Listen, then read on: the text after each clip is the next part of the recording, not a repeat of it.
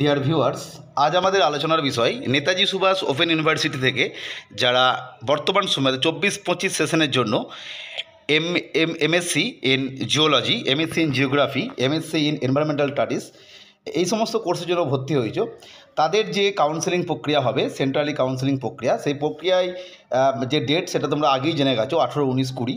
সেখানে কোন কোন ডকুমেন্টস নিয়ে যেতে হবে, কত টাকা পেমেন্ট করতে হবে, কি কি পদ্ধতিতে কাউন্সেলিং হবে, রিজার্ভেশন পদ্ধতিতে কাদেরকে সুযোগ দেওয়া হবে এবং অন্যান্য সমস্ত বিষয় কাউন্সেলিং রিলেটেড আজকে আমরা আলোচনা করব। তাই প্রত্যেককে অনুরোধ করব ভিডিওটি স্কিপ না করে পুরোটি দেখো, এবং যদি আমাদের চ্যানেলে এই ভিডিওগুলো ভালো লাগে তাহলে অবশ্যই ভিডিওটিকে লাইক এবং চ্যানেলটিকে সাবস্ক্রাইব করে নিও।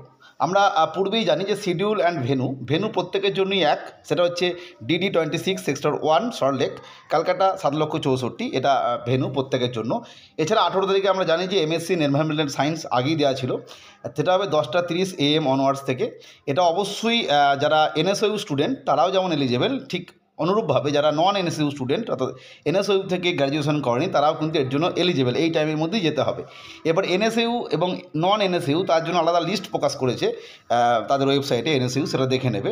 ঠিক একই রকমভাবে 19 তারিখের ফার্স্ট হাফ, যেটা 10:30 টু 12টা, 12:30, সেই সময় রিপোর্টিং টাইম হবে 10টা। লিস্ট 3 অনুযায়ী পোস্ট গ্রাজুয়েশন জন্য যারা জিওলজির জন্য অ্যাপ্লাই করেছো এনএসইউ স্টুডেন্ট, তাদের প্রথমে ঠিক তারপর 12টায় রিপোর্টিং টাইম এবং শুরু হবে কাউন্সেলিংটা 1টা থেকে। সেটা হচ্ছে জিওলজি যারা নন এনএসইউ স্টুডেন্ট। ভেন্যু কিন্তু একই প্রত্যেকে। ঠিক 20 তারিখে ফার্স্ট হাফ, যেটা সেটা হচ্ছে লিস্ট 3 অনুযায়ী যারা জিওগ্রাফি স্টুডেন্ট, এনএসইউ স্টুডেন্ট, তাদের 10টা থেকে রিপোর্টিং টাইম এবং শুরু হবে কাউন্সেলিং 10:30 থেকে। ঠিক একই রকমভাবে লিস্ট 4 অনুযায়ী যারা নন এনএসইউ স্টুডেন্ট জিওগ্রাফির ক্ষেত্রে পোস্ট গ্রাজুয়েশনের জন্য অ্যাপ্লাই করেছে 24-25, তাদের রিপোর্টিং টাইম 12টা এবং কাউন্সেলিং শুরু হবে 1টা থেকে। গুরুত্বপূর্ণ দেখো, লাল দিয়ে বোল্ডে লেখা আছে candidates must report at the above mentioned venue as per reporting time, অর্থাৎ ওই নির্দিষ্ট টাইমে আগে রিপোর্টিং করতে হবে।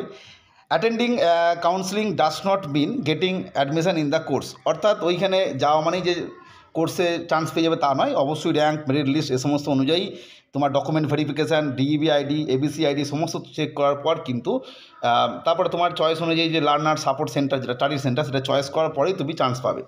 গুরুত্বপূর্ণ ফার্স্ট ইয়ার যে ফিজ লেখা আছে সেটা যে MSc in geology, MSc in geography and MSc in environmental সায়েন্সের ক্ষেত্রে যে প্রোগ্রাম ফিজ আছে 18,000 টাকা, আদার ফিজ যেটা 475 টাকা, টোটাল 18,475। এবার ফিজের যে ব্রেকআপটা সেটা দেওয়া আছে 475টা আমরা আগেই জানি যে এনরোলমেন্ট ফিজ, আইডেন্টিটি কাম রেজিস্ট্রেশন কার্ডের যে ফিজ সেটা, এবং 18,475 টাকা যে পেড করতে হবে সেটা অবশ্যই ড্রাফটের মাধ্যমে নেতাজি সুভাষ ওপেন ইউনিভার্সিটির পেবেল অ্যাট কলকাতা এইভাবে, অথবা ডেবিট কার্ড, ক্রেডিট কার্ডের মাধ্যমে যেভাবে অনলাইন পেমেন্ট করি সেটা।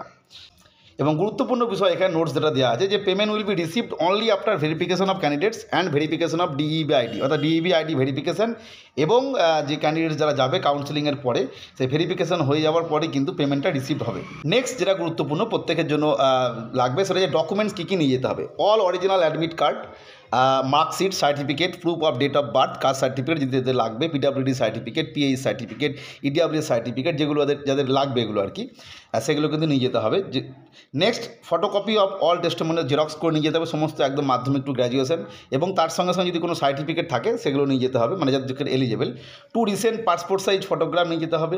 Print out of the online application form, অর্থাৎ অনলাইন অ্যাপ্লিকেশন ফর্মের প্রিন্ট আউট নিয়ে যেতে হবে, এবং অবশ্যই ডিক্লারেশন যেটা দিয়ে দিয়েছিল পিজিতে ভর্তি হওয়ার জন্য সেই ডিক্লারেশনটা নিয়ে যেতে হবে। অবশ্যই enlisted candidate who have completed their UG programme under CBCS system from the other ইউনিভার্সিটিতে যারা এই ইউজি সিবিসিএস প্যাটার্নে গ্র্যাজুয়েশন কমপ্লিট করেছে তাদের জন্য যে ডিক্লারেশন ফরম্যাট পূর্বেই দিয়ে দিয়েছিল, বা এখানে ক্লিক করেও পাওয়া যাবে, যেখানে দেখে নিতে পারো।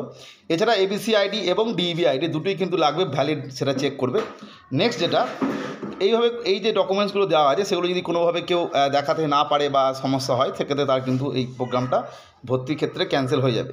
এরপরে list of learner support centre, অর্থাৎ কোন কোন সেন্টারে তার অ্যাড্রেস কী এবং কোন কোন সাবজেক্টের কতগুলো সিট আছে এখানে পরপর উল্লেখ করা আছে। তোমরা অবশ্যই পিডিএফটা ডাউনলোড করে পরপর দেখে নেবে। এখানে মোট যে কলেজগুলো লিস্ট দেওয়া হয়েছে মোট 12টি কলেজ, এবং সেখানে প্রতিটি সাবজেক্টের কোনো কোনো কলেজে একটি সাবজেক্ট, কোনো কোনো কলেজে 2টি সাবজেক্ট, এইভাবে কিন্তু কোন কলেজে কী আছে সেটা দিয়ে দিয়েছে। আর রিজার্ভেশন অফ সিট যেটা, সেটা যে 60% যে সিট আছে সেটা নেওয়া হবে এনএসইউ স্টুডেন্টদের, অর্থাৎ যারা এএনএসইউ থেকে গ্র্যাজুয়েশন করেছো, এবং রেস্ট 40% নেওয়া হবে আদার ইউনিভার্সিটি স্টুডেন্ট, অর্থাৎ নন এনএসইউ স্টুডেন্টদের। এবং যদি 60% স্টুডেন্টের সিট সংখ্যা না থাকে, মানে অত সংখ্যক স্টুডেন্ট এনএসইউ না থাকে, তখন কিন্তু আদার ইউনিভার্সিটি থেকে নেওয়া হবে ওই ভ্যাকেন্সিতে। ঠিক একই রকমভাবে 40% যেটা নন এনএসইউ স্টুডেন্টদের জন্য রেখে দেওয়া হয়েছে, যদি সেখানেও সংখ্যা কম থাকে এবং এনএসইউ স্টুডেন্ট সংখ্যা বেশি থাকে, তখন এই 40% এদেরকে নিয়ে আসা হবে। এটা হচ্ছে নিয়ম, অর্থাৎ 60 এবং 40 রেশিওতে নেওয়া হবে। এছাড়া SC, ST, PH, OBC A, OBC B, EWS is applicable candidate of West Bengal only, অর্থাৎ যে সমস্ত রিজার্ভেশন পলিসি রয়েছে এই সমস্ত ক্যাটাগরির ক্ষেত্রে, তারা কিন্তু অবশ্যই যে ওয়েস্ট বেঙ্গলের ক্যান্ডিডেট যারা, তারাই কিন্তু এলিজেবল। অন্যান্য স্টেটের ক্যান্ডিডেটটা কিন্তু এই সুযোগ সুবিধা পাবে না, এবং অবশ্যই এই সমস্ত সার্টিফিকেটের ক্ষেত্রে যে নির্দিষ্ট অথরিটি দেওয়া সার্টিফিকেট থাকে সেগুলোই লাগবে। নেক্সট 4 নম্বর, যে সমস্ত ক্যান্ডিডেট এই কাউন্সেলিং প্রক্রিয়া আছে তাদের লিস্ট প্রকাশ করেছে নন এনএসইউ এবং এনএসইউ স্টুডেন্ট হিসাবে, তাদের কিন্তু নির্দিষ্ট যে রিপোর্টিং টাইম সেই অনুযায়ী কিন্তু যেখানে যেতে হবে, এবং এই টাইমে বাদ দিয়ে, এই টাইম স্লট অনুযায়ী অন্য কোনো সময় গেলে কিন্তু এটাকে গ্রহণযোগ্য হবে না। A candidates must appear in person at the counselling venue for allotment of the seats for admission in his or favour, অর্থাৎ তাকে নিজেই যেতে হবে, কোনো রকমভাবে রিপ্রেজেন্টেটিভ বা অথরাইজেশন পার্সন কাউকে পাঠালে এরকম হবে না। নেক্সট যে কাউন্সেলিং প্রক্রিয়া চলবে সেটা কিন্তু সিট যতক্ষণ থাকবে ততক্ষণ চলবে, তারপরে যদি সিট অ্যাভেলেবিলিটি না থাকে তখন কিন্তু কাউন্সেলিং প্রক্রিয়া বন্ধ হয়ে যাবে। No further queries in this regard will be entertain, অর্থাৎ এই বিষয়ে পরবর্তী সময়ে কিন্তু কোনো আবেদন গ্রহণযোগ্য হবে না। এছাড়া গুরুত্বপূর্ণ বিষয় যেটা প্রত্যেক ক্ষেত্রেই লেখা থাকে, টিএ বা ডিএ যেটা, সেটা কিন্তু কোনোভাবেই এখানে দেওয়া হবে না। Will be paid by the NSU for attending the counselling, অর্থাৎ কাউন্সিলিংয়ে যাওয়ার জন্য কোনো টিএ বা ডিএ এখানে অ্যাপ্লিকেবল নয়। যাকে আমরা বুঝতে পারলাম কত টাকা ফিস লাগছে, কোন কোন সেন্টারে কতগুলো সিট রয়েছে। এর জন্য অ্যাপ্লাই করেছে, অবশ্যই পিডিএফে ডাউনলোড করে সিট সংখ্যাটা দেখে নিও, কোনখানে তোমাদের সুবিধা হবে ভর্তি হলে। জায়গায় তথ্যটা শেয়ার করলাম। পরবর্তী আপডেট বা তথ্যের জন্য চ্যানেলটিকে সাবস্ক্রাইব করে রেখো। আজকের ভিডিও দেখার জন্য প্রত্যেককে অসংখ্য ধন্যবাদ।